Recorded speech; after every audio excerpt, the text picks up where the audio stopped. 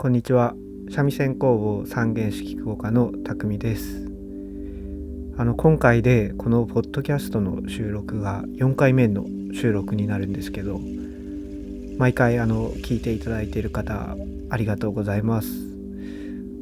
1ヶ月ぐらい経って最初の頃は暑かったようなイメージがあるんですけど、もうこっちは寒くなってきていて、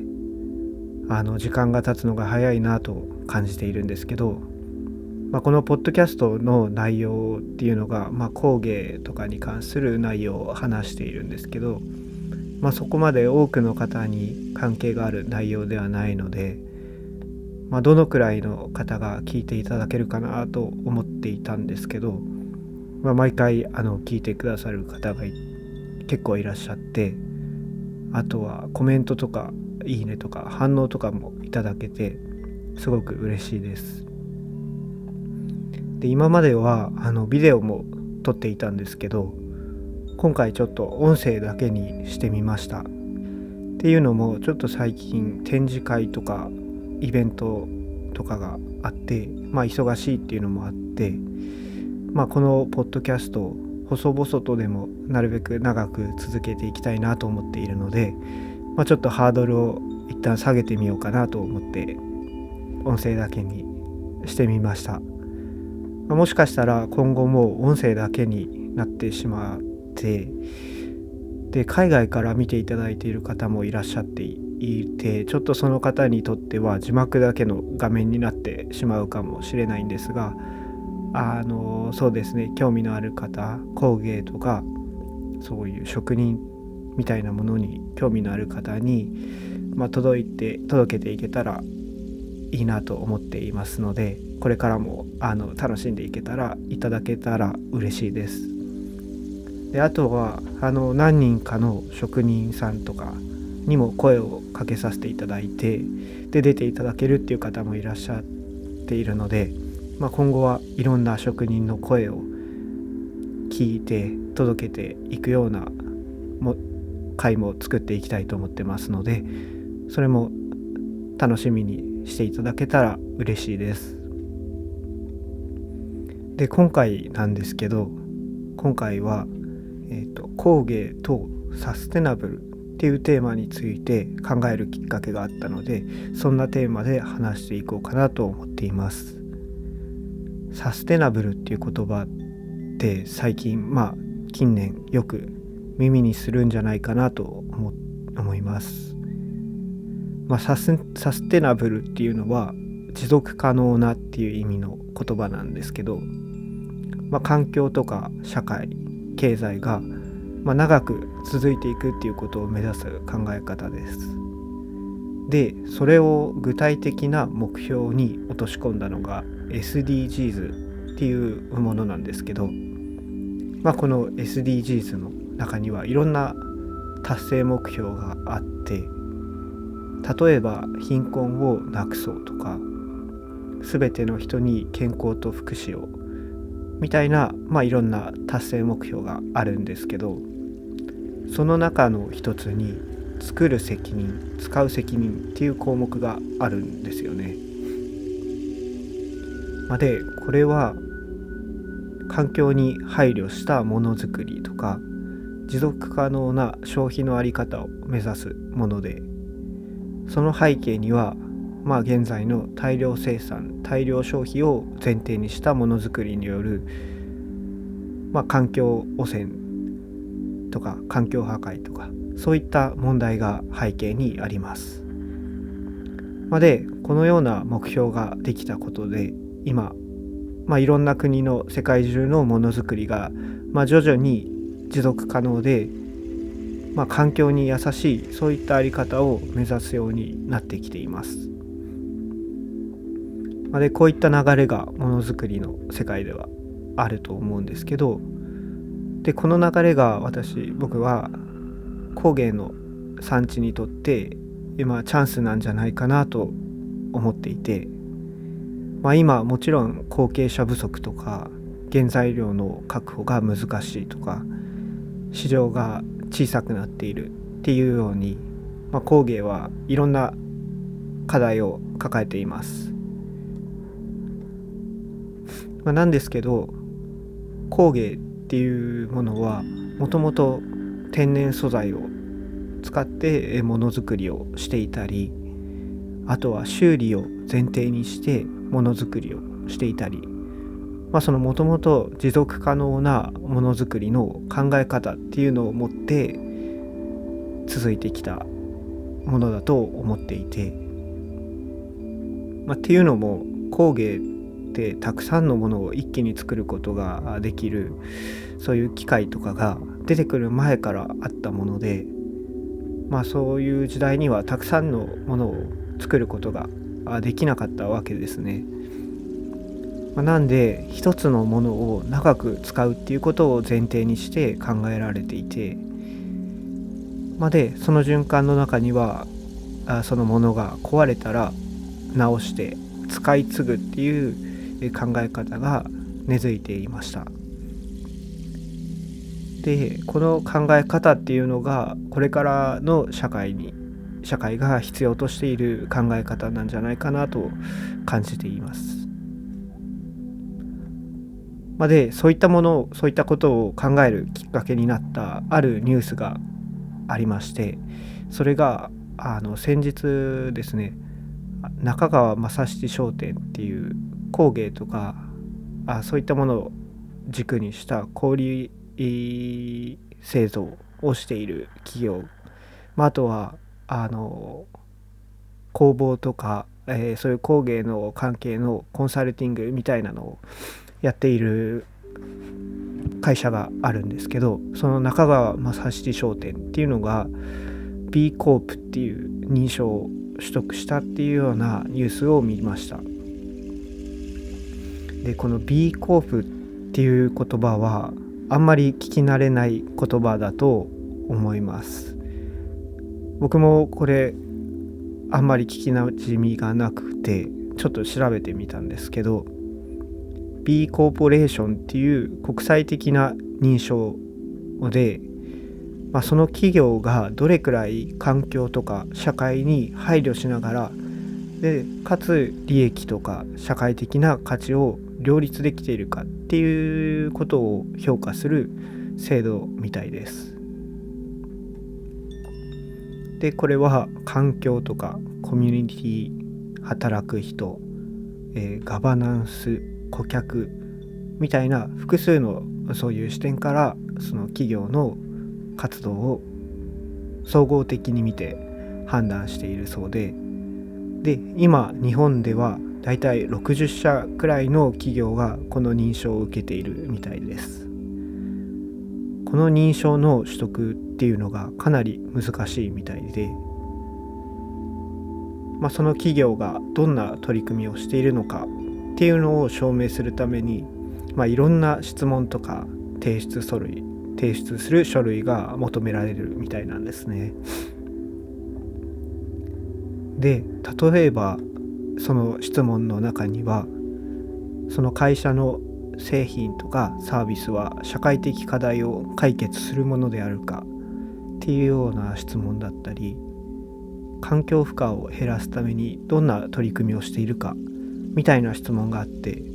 それらを一つずつクリアしていく必要があるみたいです。そんな中で工芸っていうのをベースにした生活雑貨とか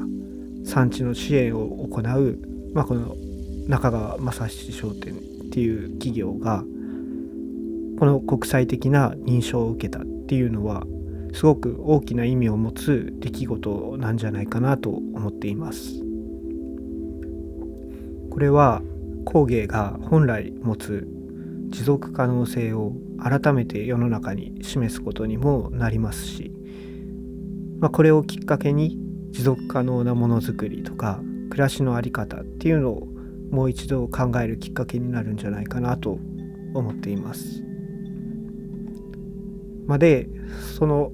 の B コープっていう認証を受けたっていうことに合わせて、その実践として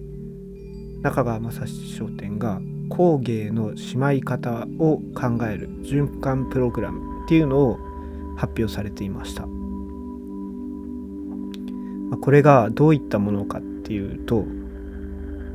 例えば使われなくなってしまった中川政七商店の工芸品を回収して、それを修理してもう一度使えるようにした上で、再度販売をして、でそこから生まれた利益の一部を作り手、職人とか工房産地、あとは原材料に還元するっていう取り組みみたいです。今までの工芸っていうのはどう作るかとか、技術や工程、素材のことが中心に語られてきたと思うんですよね。でも今って陶器の、土とか漆とか、あとは染料とか、三味線でも木材とか革とか、そういった自然の素材が、当たり前に手に入る時代ではなくなってきています。でそういった原材料を確保するのがすごく難しくなってきている中で、その限りある資源とどう向き合うか、どう付き合っていくかっていう視点からものづくりをもう一度見直す必要が出てきているんじゃないかなと思っていて、で今回の発表の中で、文章で読んだんですけど、すごく印象的だったのが物の終わらせ方っていう言葉です。物の終わらせ方っていう言葉がたくさん出てきたんですけど、この言葉が今後の工芸、そういった素材の確保、原材料の確保が難しくなってきている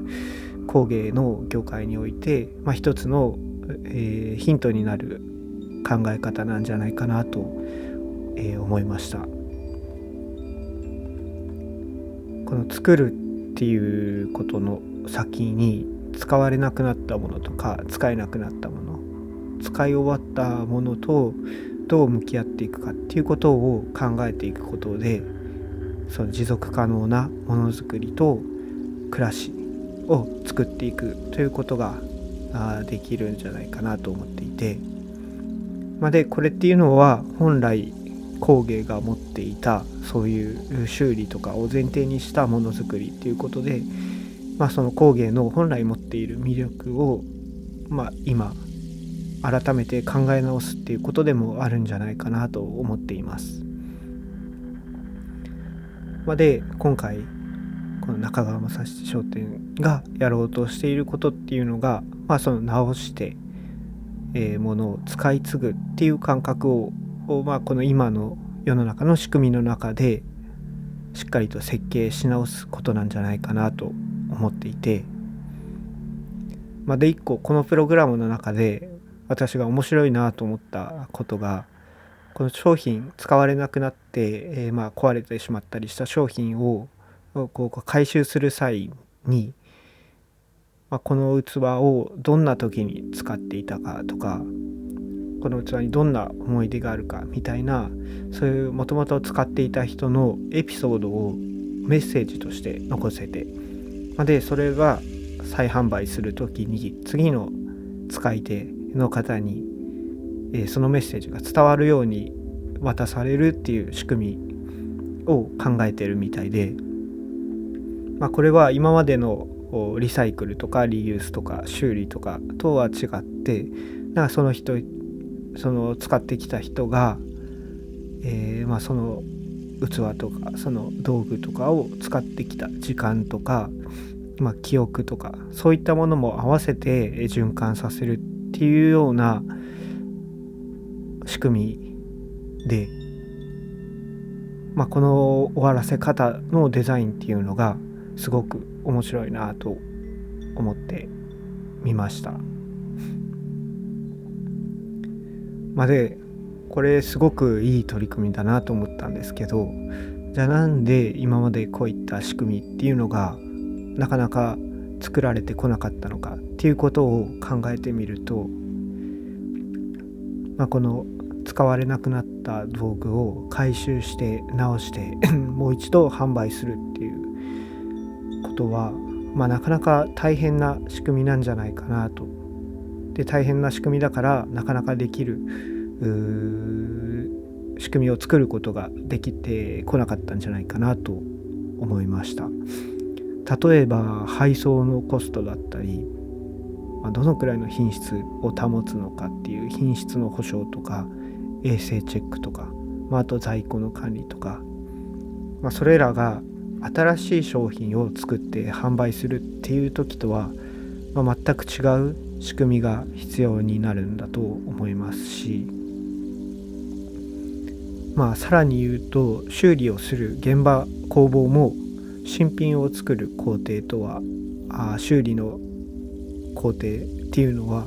全く違う流れになることが多いんじゃないかなと思っていて、これもなかなかそれぞれの工房がその単独で仕組みを作るっていうのは結構大変なことなんじゃないかなと思うので、そういった全体の仕組みを整えるっていう意味で、今回のようなプロジェクト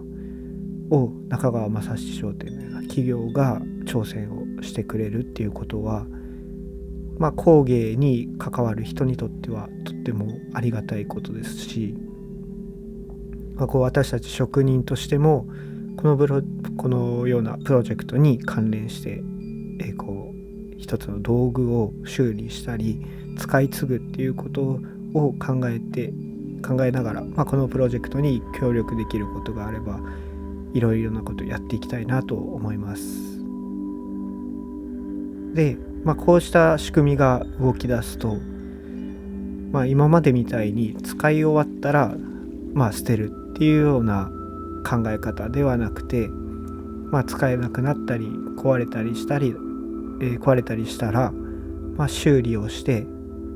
一つのものを長く使うっていう考え方がより多くの人に浸透していくきっかけになるんじゃないかなと思いますし、ものづくりのあり方もそれに合わせて、大量生産で、捨てる前提の、ものづくりっていうことだけではなくて、そういった一つのものを長く使うために修理をしたりしながら長く使うためのそれを前提としたものづくりっていうのも、これから増えていくきっかけになるんじゃないかなと、そういうふうなことを思いました。で、私自身もものづくりの現場にいる人として、